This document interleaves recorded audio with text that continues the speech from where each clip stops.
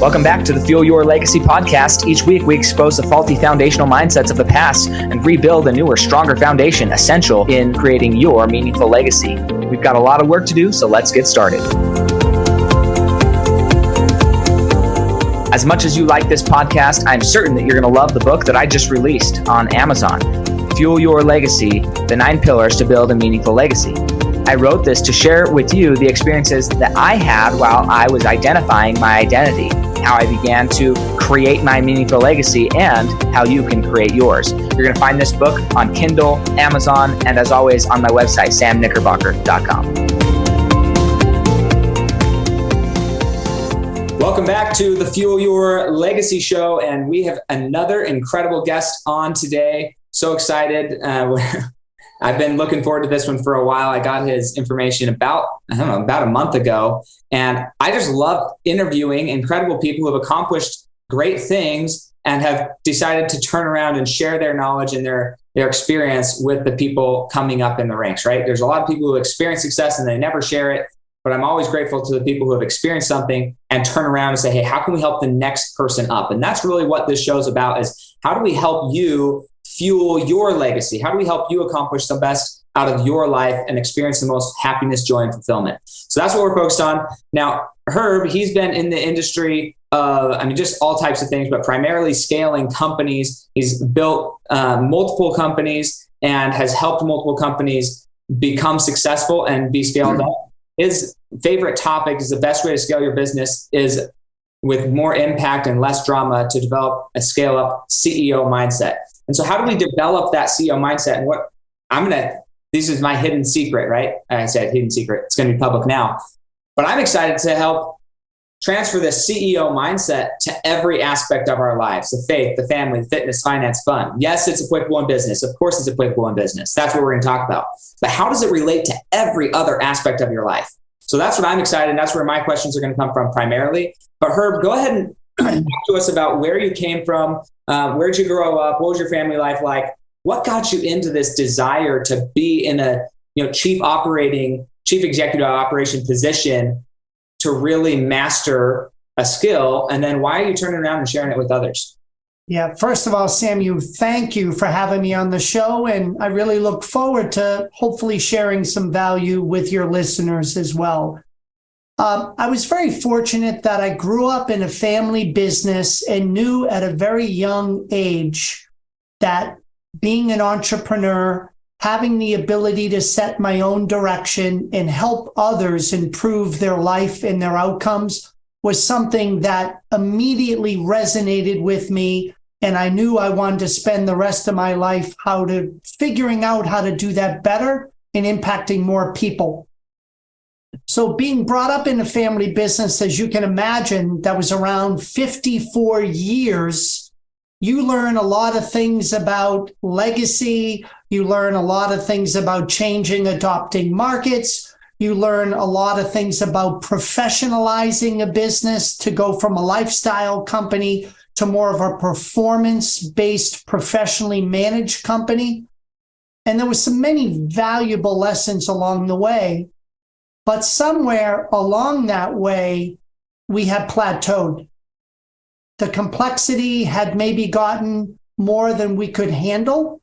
The leadership team was not developed enough for what we needed. And ultimately, the business started to stagnate. That's really what drove me into uncovering the mindset, the traits of a scale-up CEO, and how could I go from a business owner to a scale-up mindset, which would enable me to double my cash, triple my profits, and 10x the valuation of the companies that we run. And that was really an amazing journey. And I want to now help share that journey with others that are feeling that same struggle. Imagine starting your company because you had a dream to be a business owner and to share your gift with your business, with the world. But then that dream ends up turning into a nightmare. You're dealing with payroll. You're dealing with the bank. You're dealing with disgruntled employees and unhappy customers. And now the business is running you versus you running your business. And we want to help people change that. And that's really why I'm here. That is awesome. So what part of the country were you raised in? Yeah, so I grew up in Massachusetts. I've been here my entire life, but our business operations span throughout all of North America. And I currently work with clients that are all over the world, in Australia, in South Africa, in the Philippines, in Romania, in Canada. And it's truly Scaling Up is available for everybody. Sure. And so what was the primary family business? Like, what was the type of widget or product that you were in originally that you tried to scale up and just didn't quite, you found yourself plateauing? Yeah, that we were in the staffing, business, and adult education.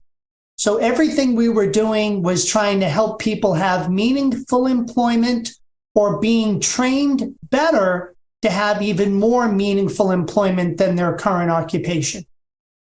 And yeah, that in and of itself is something that is a global problem, if you want to call it that, right? People go to school for years. They spent out tens of thousands of dollars to get a degree, and then they come out and they aren't really qualified for the work that's at hand. So yes. Explain that a little bit. Like how much does what you were doing in that early business conflict with the higher education there's a lot of money on that side of the world. Do you feel like it worked hand in glove, or was it more of like an alternative option sale to the consumer? When we first began in about early 90s, Microsoft was putting all this software out, the Microsoft Suite, Word, Excel, PowerPoint, Access, all that great stuff. And there was a talent shortage. I had great people with great attitudes, but they didn't have the computer skills that today we take for granted. Every kid is working on applications, even now from 3rd, 4th grade. But back then, that wasn't the case. So as an entrepreneur, we had a talent skill shortage, and the education business was formed to get good people computer skills and then take the computer skills and bridge them to all the available open jobs that were coming up in the market.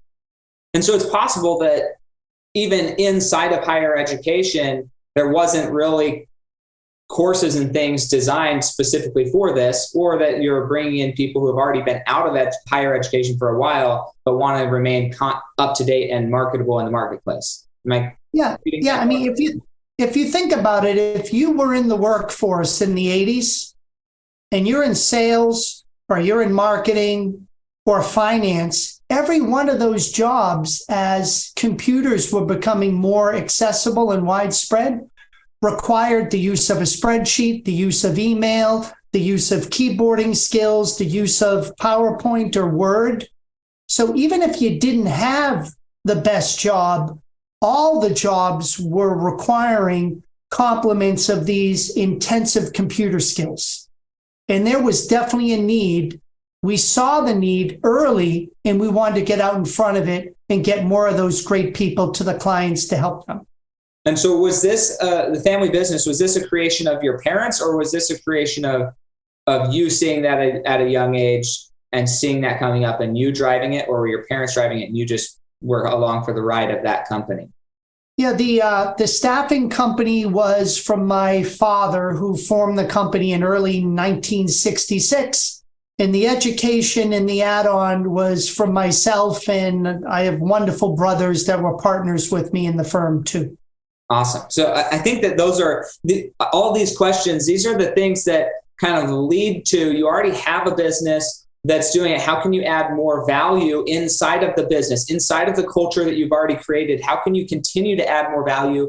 And right now, it's not Excel, Word, it's not those things, but it's AI, the same revolution. And maybe at an expedited and exponentially expedited rate is AI, coding, and learning those skills and those languages to maintain profitability and really competitive ability in the marketplace, whether you're an entrepreneur or an employee. You're going to have to learn these tools. Your children are already learning these tools. We've all been interacting with these tools. A friend of, I say a friend, somebody that I just hired as a mentor, he said, he coaches people on how to make money online, like set up through automation.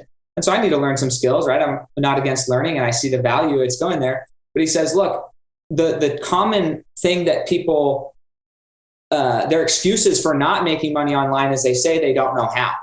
And he says, that's not true at all. You, in fact, are great at making money online. Anytime technology tries to stop you from letting you put your credit card information in or whatever, you'll find a way to make money online. The problem is that you're making somebody else money online, not yourself. So you're already an expert at making money online. The question is, how do we help you become an expert of making you money online rather than making somebody else money online? It's like, that's a mindset shift, right? Yeah. We're already experts. We just have to learn how to turn the expert nature into our own favor rather than somebody else's favor. And so that comes with continuing educated, never being scared to level up your skills or your development there. So I think that's awesome. And then at what point, like what was the time in your life when you saw, hey, this is a talent to skill gap, this experience like drove it home, there's a talent to skill gap and we need to add this to our company? Like what was that experience? Yeah. Walk us through it. I think any good CEO is looking at the data. And although emotionally we had jobs that were not getting filled because we didn't have the right people with the right computer skills to fill them, but we looked at the hard data and we looked at the amount of orders, the frequency in which they were coming, the particular skills that were actually being called in, and we weren't hitting the mark. And so initially having that emotional, hey, I think something's going on, to getting into the weeds and looking at the real data and seeing that the data wasn't going away. It wasn't a blip, but it was continuing and it was growing and clients were asking and nobody initially had the solution. And so I think a lot of times as a CEO or an entrepreneur, it's not only having the intuition, but it's really getting the data to confirm and then having the guts to take action and be a first mover. Yeah, I think the guts are a big thing, especially when you already have a company that's relatively successful and you've kind of been living that success for a while. I mean, Blockbuster, I think, is probably one of the best examples of the failure to do this. Toys R Us was another one that they just didn't catch the vision fast enough. They didn't understand what was going on behind the scenes, and they wrote it off as a fad. And I would just encourage you, when you're listening to Herb, when you're listening to anybody who's on the cutting edge, don't think it's a fad. At least give it the credence to say, I'm going to learn about it. That doesn't mean you have to use it or employ it all the time, but don't stick your head in the sand when it comes to technology. The technology is coming. If you just saw what happened with Apple, I mean, they've been talking about these goggles, augmented reality for decades. And yes, the price point is high with Apple's new vision goggles. It's high right now. But give it 2 or 3 years, that price point's going to come down and every household will have one or more. We're 4 or 5 years away between Ready Player One. It's crazy how fast that stuff moves. So talk about this, like the idea that you mentioned of transforming from I wrote hobby to a business. I don't know if you use the word hobby, but there's a point at which you have to realize that you cannot manage. If you want to continue to grow, you have to step into a position of leadership and oversight and start directing things more intentionally than if you just want to continue the status quo. So talk about is there even a point at which that happens, or would it be better off for everybody to start with the end in mind? All right. So there's a lot to unpack there. Let me see if I can help. So many of us business owners begin with a lifestyle company. We have a skill. We want freedom and flexibility. We want to help people. And we can call the shots. We don't have a lot of employees, but life is good. Nothing wrong with that. But there is another type, which is really a performance, professionally run company when you're starting to go 5, 10 million plus, where now your success cannot be dictated on your effort, your intention, your IQ. You have to depend on many others for your company's success. The more people you hire, the more clients you bring on, the more locations you open, the more products you offer. Think of the exponential complexity of being able to manage communication and decision-making between all those elements at the same time. And there's a reason only 4% of companies in America ever make it over 1 million or more in sales per year. 4%. A lot of them is by choice because it's a lifestyle choice, a 1 or 2 or 3 person company. Nothing wrong with that. Do you realize the ones that make it to 10 million? Less than 1/2 of 1% of 30 million. Yeah, so owning a company and having it provide you an income and a livelihood is very achievable. Scaling the company is not easily achievable. So with that, because I think that you're bringing up some good points about the difference and contrasting. I like how you're contrasting between lifestyle and performance professionally run. In America, whatever reason, I don't know why they decided this was the number, but less than 500 employees is considered small business, which I think that's for most businesses, they're like, as you mentioned, 3 or 4, and you can go do 10 million to plus. I mean, you could probably go do hundreds of millions of dollars worth of sales and still be in a small business category. So how can I think that there's a lot of skills that you're employing at the professionally performance-driven company that are still 100% applicable at the lifestyle company. And you would be happier and have a better lifestyle if you employed those elements, even if you don't ever intend for it to become this massive, massive company. You could still employ those same techniques at a 1, 2, 3 person company. And that's kind of the idea of the E-Myth revisited by Michael Gerber, is like identifying those roles and being intentional with what role you're fulfilling in those areas. So maybe talk a little bit about how you can use those same skills on a lower level of decision-making, even if you don't have as many people in your company. Yeah, so about 500 employees, that to me is like a mid-market company, right? So you have the large Fortune 2500, so to speak, but 500 is quite a few people, and you absolutely have to have a level of leadership that supports the CEO or the head of the company. So 2 things. Number 1, to have a scaling up CEO mindset. Are you truly growth oriented? What I mean by that is, do you know what your industry growth rate is? And scaling up CEOs minimally want to double it to the point where we want to be doubling revenue every 3 years, or doubling or more every 3 years. Now, that's not an easy thing to achieve, but they have a bias to take action to build a company with that type of growth plan. Number 2, are you a coachable learner, Samuel? When you think about it, it's what you don't know in life that normally trips you up. Have you ever met a CEO that was kind of a know-it-all, that kind of been there, done that? I've done 10 companies, I've made millions. Congratulations. But it's the next company that's going to matter if it's in a space or in a group or a market dynamic that maybe you haven't navigated before. And are you always learning and willing to look at things from a different perspective? The scale-up CEOs absolutely are coachable learners.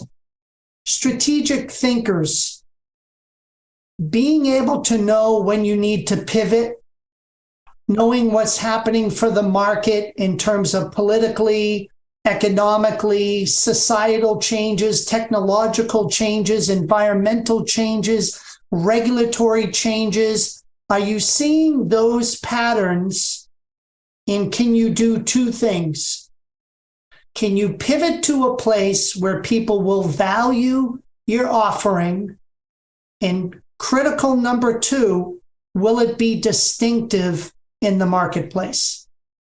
Because if it's not distinctive, you're a commodity. And we've all been trapped in that as we look at our company's growth. Fourth thing, are you execution accountable?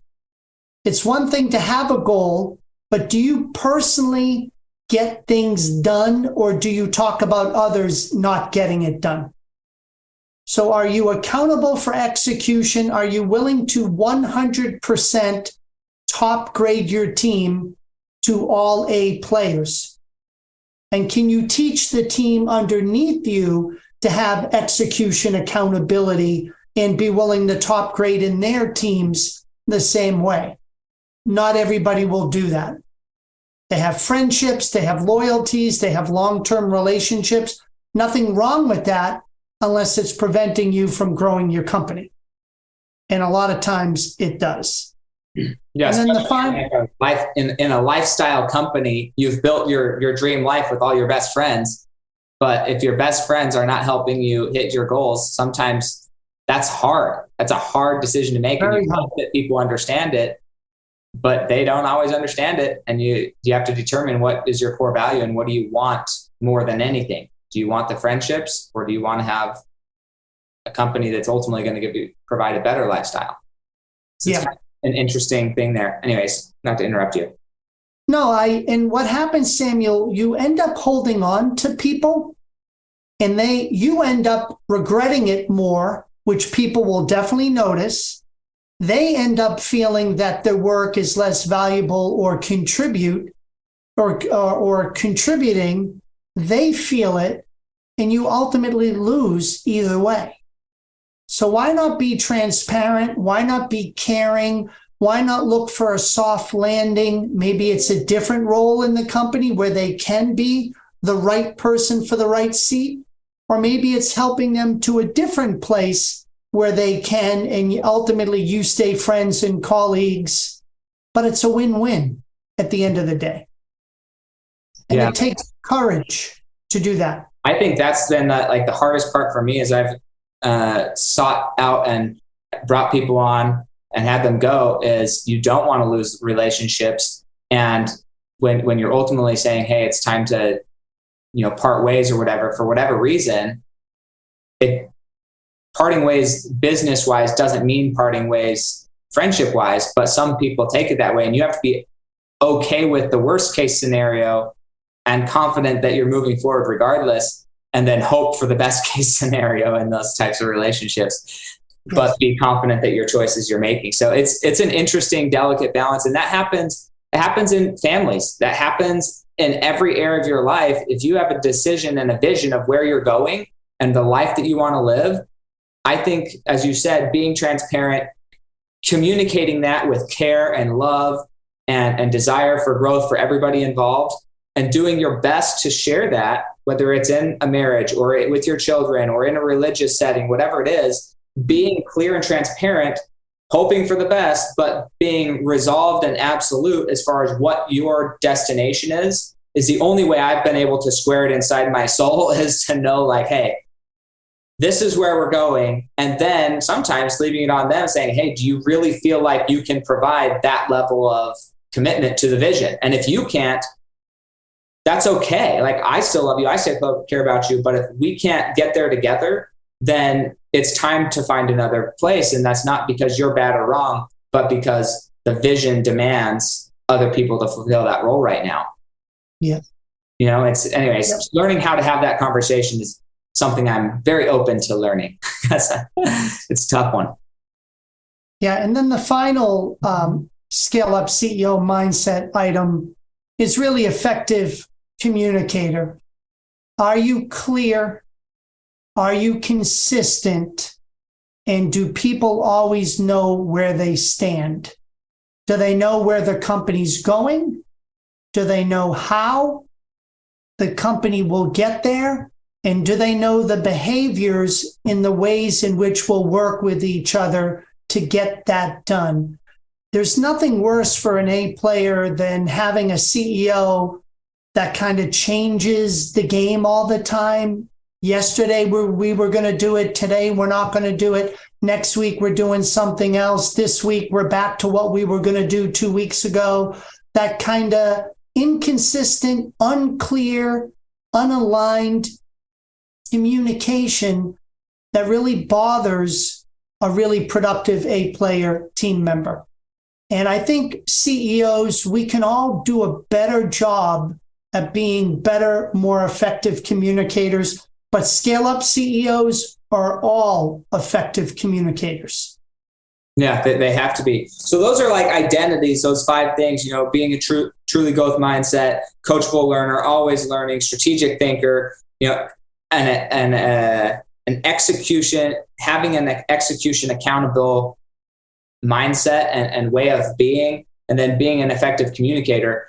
Let's say somebody wanted to work with you or learn more about how to do that. What are 2 or 3 questions that you would start out asking them? Like, hey, here's a way to determine where you're at. I'm a big believer that life is like a GPS, and success definitely is, where you have to identify where you are before we start trying to identify where you want to go or the pathway to get there. We have to be clear on where we currently are.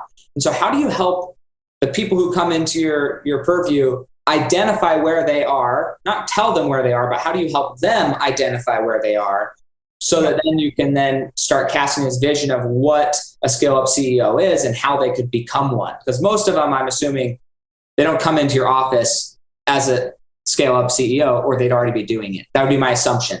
Yeah. They're absolutely wonderful, but they come almost like partially made. They have some of the traits to some degree, but not enough of all of it yet. And they want to become the complete package. And there's 2 things that we do, Samuel. Number 1, I will talk with them and actually ask them questions about the 5 traits. So, for example, coachable learners are very self-aware. So when I ask them, Samuel, let me read the 5 traits to you. What do you think is your self-assessment on the 5? People who are really self-aware will have a very good assessment for me. The people who are not will have a short answer, will not know, will be confused, or just not want to answer. And that automatically tells me they're not number 2. I look at the track record of their history operating companies. That tells me if they're growth orientated. If they've been running a company at 10 million a year and it's been 10 million the last 3 years, that would tell me something. Right.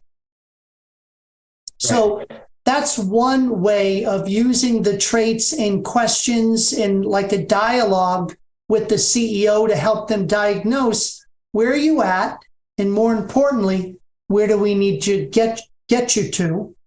The second way we do it is I have a scaling up assessment, which is deployed to them and their senior team to give them a state on how healthy their company is for scaling up and where their gaps are. And we get a score of 1 to 100. Typically, most companies come in, believe it or not, between 35 and 50 the first time they do it. And our goal is to kind of take the meat off the bone, and how do we get from 50 to 60 to 70 to 80 to 90 so that they're going from good to great. Sure. Which I think is what this is about. Most companies I talk to are not bad companies, because bad companies don't want coaching. Right. Good companies who want to be great normally want coaching and development? Yeah, I was talking to somebody. So I have a few clients who have kind of made it their life vision, actually very similar to my life vision. I want to help people, avoid a lot of the social issues, anxiety, depression, suicide, domestic violence, divorce, suicide, all these things, right? So on one hand, I want to help people avoid that. But I don't message my company that way. I don't say, hey, I'm calling everybody who wants to avoid all these miserable things. But there are people who, some of my clients, they have set up their company, and their vision for their company is to help people who are suicidal, and they want those people to pay them coaching dollars. I'm like, somebody who's suicidal, most of the time is not going to tell you they're suicidal. Sure. And they definitely don't want your help. By the time they're that far gone, they don't want your help. And frankly, running from suicide is just a way to attract more suicide. Like, no offense to anybody who's suffering from that, but the truth is people want the carrot. They don't want the stick at that point. They want more connection. They want more hope. They want more love. They want purpose. And so you can have the same objective or goal, but approaching it from a perspective of what do you actually, I think we lost him. Well, maybe he'll come back.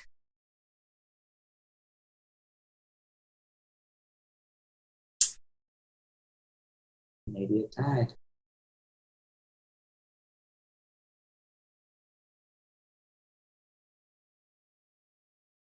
Well, we're doing great until then.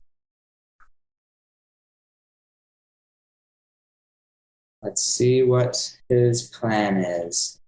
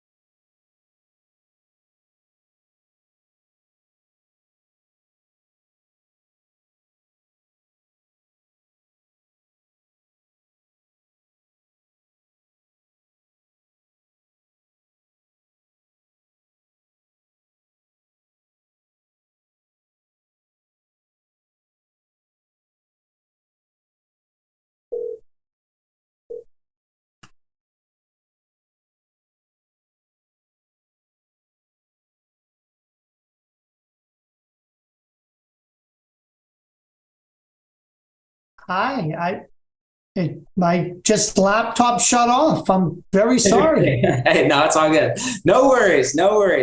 And I was just saying, like, people, they want purpose, they want passion, they want joy, they want connection. And so when you're messaging this negative message, those people are not interested in coming to get help. But if you message what they actually want, then those people are going to come. So as to your point, the people who have already decided they don't want to grow, they're not going to show up at your coaching door.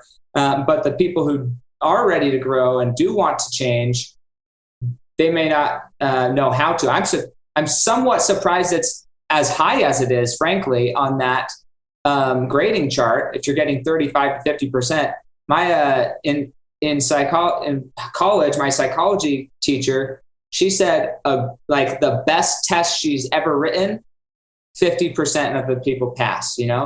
Like she's trying to work it down to where the majority of the people will absolutely fail it. She only wants about 3 to 5% of a class to actually get over 80%. Well, Samuel, you know what else happens? They come in and the business owner can sometimes feel overworked, sometimes under rewarded. Uh-huh. And also they feel like they're holding a lot of risk. They have the entire business on their back, payroll, contracts, liabilities, and yet there's not a lot of safety net for most entrepreneurs when they're trying to grow. And so they're doing good, but nominally not good enough that they're still not overworked. They're probably working 5, 6, 7 days a week, 8 to 12 to 15 hours a day. And yet you and I know sometimes when you're growing, you're reinvesting money back in and you don't have a lot left for you. So you're under rewarded in what the efforts you're really doing. And yet you're holding 100% of the risk. Mm-hmm. And they're like, there's got to be a better way. And there is. And that's what we work with the Scale Up CEO mindset and the Scaling Up Performance Platform, which is the framework that the Scaling Up CEOs use with their team to grow with more impact and less drama as they do it together. Yeah, I'm curious with that. So I love those resources. I'm curious if you have somebody take it when they first come in. Do you ever have them take it like 2 weeks later? Like, so that I could see the bell curve almost going, like starting wherever it starts. Then as they start to discover how much they don't know, see it go down and then have a more sharper incline up as they start implementing what they have. But I bet their self-concepts, they think they're doing okay. Even some of the most self-aware ones probably still think we all think we're doing better than we are. Not because for any other reason other than our perspective or our frame of reference, we might be doing better than the other people we see. And so we might think we're doing better than we are, you know? Yes. And then when we start to see that there's other potentials in all the opportunity zone, then we start to, oh man, we've got so much to grow on. And then once we start implementing, then it takes off and you can get up to an 80, 90, maybe 100% confidence level of where you're at.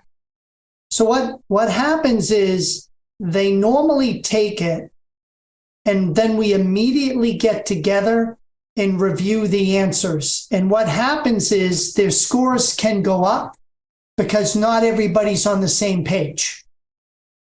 So once like HR may be aware of certain practices, the person in finance or operation doesn't even have a clue the company's doing it, their score's low. So we do the baseline. We then get what I would call a little bit of a bump because of now we're on the same page and we all know what the whole entire company's doing.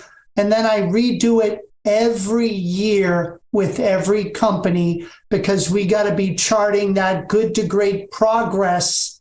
And we should be growing in that assessment each and every year.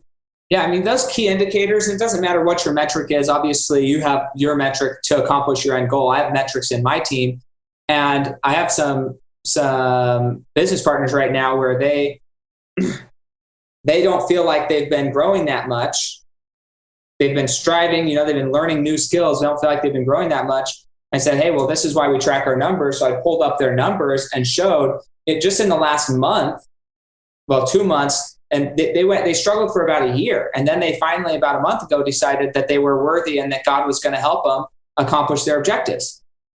And their effectiveness, I mean, it's so funny, the things that hold us back. And I say funny respectfully to anybody who's being held back right now, because we've all been there. But as soon as they made the decision, I'm going to be successful because it's my birthright, essentially, to be successful and to win and to serve and to bless people's lives, they became 300% more effective in one area, 400% more effective in another area, and something that previously they had just not ever been able to accomplish. They went from that to 75% of their interactions were following through to the next level. Wow. And it's like simply because of a mindset shift. And they still, because they haven't reached the end goal of being proficient at the end goal, they still feel like, well, we haven't grown at all because we still have none of the thing that we're looking for. And it's like, no. Let's put in perspective how far you've come from a decision to be, in your words, in a decision to be coachable, a decision to have growth mindset, a decision to be always learning.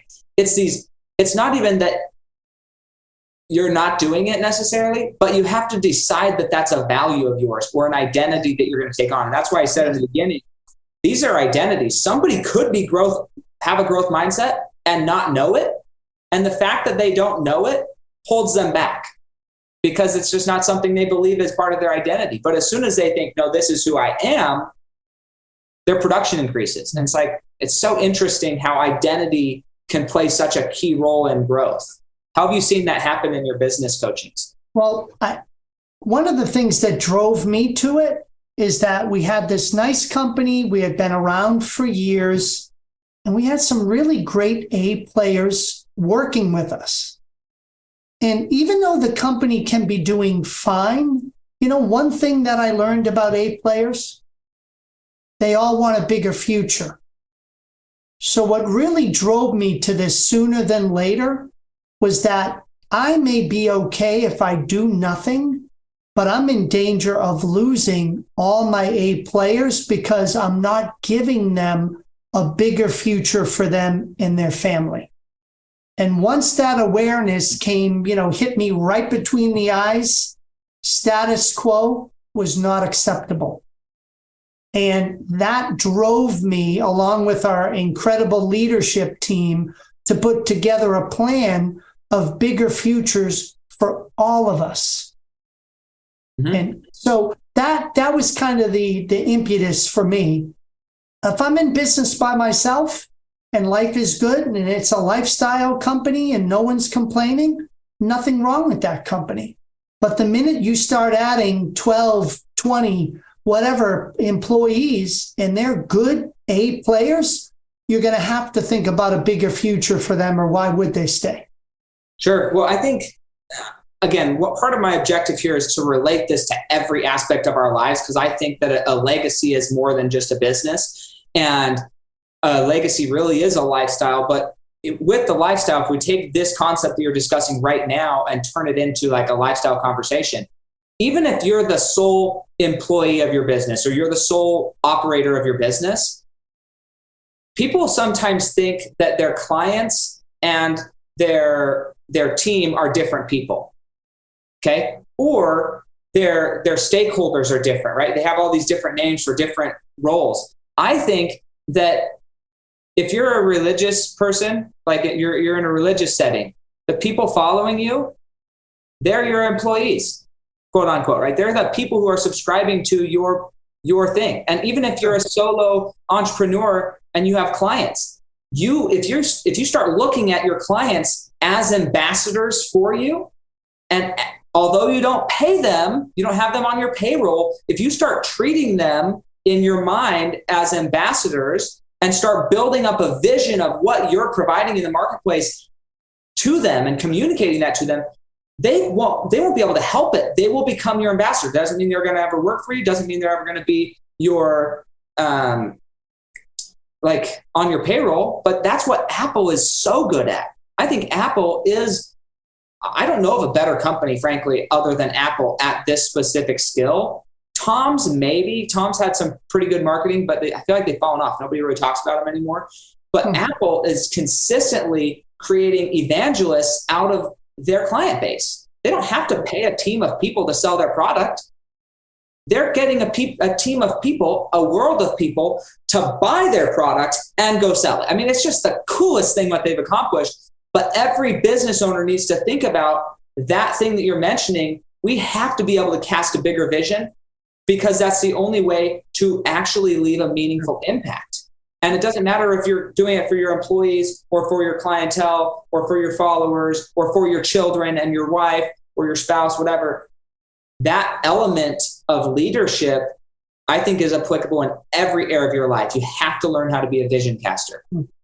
Samuel, one of the other great examples is, think of you and your wife, and think of sitting down, finding this person that you want to spend the rest of your life with, and then having this bigger vision of a shared future. Do or do we not want children? Where do we want to live? What vocations do we want to support each other in? And as you're going down this road, your vision becomes more refined, more compelling, and yet dealing with ups and downs and challenges together. So by sharing the same values, by looking at purpose-driven ways that you want to live and act and conduct your life in a great relationship, that's how you build a great marriage. I've been fortunate. This September is 34 years. Congratulations. 3 wonderful, amazing children. And even learning about how to raise children. Nobody ever gave me a book. Where do I want to live? What's the crime rate? How good are the schools? What's the job market? What's the house price? All these are great examples. And to become a scale-up CEO, you have to have the right mindset with the right tools, the way you do going into a good relationship personally, with the right mindset, the right tools, and the ultimate vision that's compelling for all of you to want to get to together. Yep. And if you can do that, you have a high probability of doing something really great. Yeah, I completely agree. So let's say somebody's listening to this and they are in that position where maybe they think they're a 50%er on your identity list, although they haven't taken the full survey, so they may not know. But how would they engage with you if they wanted to reach out, just get a little bit more from you? Is the best place a website, social media? Like, where do they go to get a taste of you and then determine whether it's good to move forward or not? Yeah, simplest thing to do is my website, aspiregrowthadvisors.com. You can take advantage of the Scaling Up assessment. You can also take advantage of a growth kit, or you can also schedule a call if you want to learn more, talk about your particular journey, and ultimately the vision of where you get to. And I'm happy to help anybody with an initial conversation. And it's just been a pleasure being here today with you and your audience. Yeah, well, thank you so much. But I just want to put this out there. When somebody's giving you free resources, I feel like a dead horse on this sometimes, but if they're giving you free resources, do the free resources. Show up. If you're going to take somebody's time, Herb's going to give you that time, him or his team is going to give you that time out of the generosity of their heart and because they actually want to help people grow. Obviously, they want to get business and they want to help you take the next steps to success. But take the surveys, do the things to make sure that you're showing up and you can make the most out of their time and yours. Don't waste anybody's time. Time is the one resource that we haven't figured out on this planet how to regenerate. We can get new water, we can get more money, we can get just about everything else. But time is precious. Don't waste yours or Herb's or his team's. Leave it for the people who want that. So just go take the quiz. It can't take that long. It's not going to take you 4 days. Just go take it.